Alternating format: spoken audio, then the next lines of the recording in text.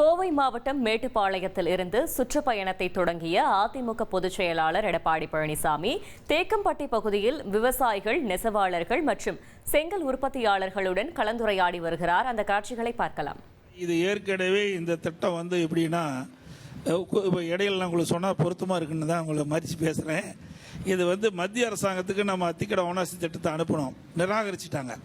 இதில் வனத்துறையிலிருந்து வர்றது, டவர் அமைக்க வேணும், தொட்டிப்பாலம் 4 கிலோமீட்டர் போடணும். அதனால தான் நம்ம ஒரு மாற்று திட்டமாக நம்ம அமைக்கிறதுக்கு வகுத்து 2ஆக பிரித்தோம்.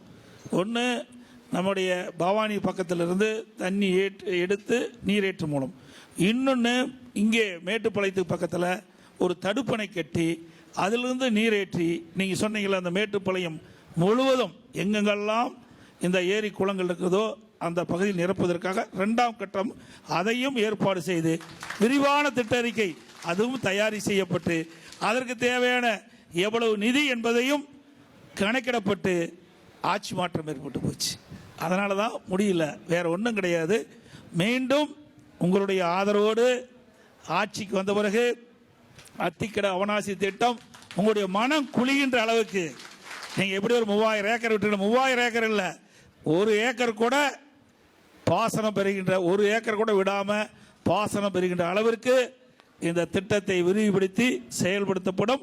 அதற்குண்டான நடவடிக்கை நான் முதலமைச்சராக இருக்கும் போதே எடுக்கப்பட்டு விட்டன. ஆனால் சர்வே பண்ணுவது சற்று காலதாமதம் மட்டுமல்ல, அருமை சகோதரர் தொண்டாமுத்து வரைக்கும் கொண்டு போகணுட்டாங்க. அதுக்கு பக்கத்தில் கவண்டம்பாளையத்தில் இருக்கிறவங்க எங்களுக்கெல்லாம் குடிக்கிறதுக்கே தண்ணி இல்லை, ஆத்தோரம் இருக்கிறவங்களே அந்த தண்ணியெல்லாம் யூஸ் பண்ணுறாங்க, எங்களுக்கு விரிவுபடுத்தினாங்க. எல்லாவற்றையும் கணக்கிலே கொண்டு சுமார் 1000 கோடி ரூபாய் மதிப்பீட்டிலே அந்த திட்டத்தை நாங்கள் தயாரித்தோம். ஆனால் ஆட்சி மாற்றம் ஏற்பட்ட காரணத்தினால அந்த திட்டத்தை இந்த அரசாங்கம் கைவிட்டுட்டது. எப்பொழுதும் அதிமுக அரசாங்கத்தை பொறுத்த வரைக்கும் விவசாயிகளுடைய அரசாங்கம் என்பதை உறுதிப்படுத்துகிறேன். நான் தலைவர் அவர்கள் பேசியது பின்னால கருத்து சொல்ல வேண்டும் என்று நினைக்கவில்லை. என்னுடைய கோரிக்கை சிறிய அளவில் இருந்தது, ஆனால் உங்களுடைய பதில் மிக நீண்ட பதிலாக இருந்தது. நாங்கள் கேட்பதெல்லாம் கீழே காணிங்கராயிலிருந்து இங்கே மேட்டுப்பாளையம் வந்தால் மேட்டுப்பாளையத்துக்கு தண்ணி கிடைக்காது.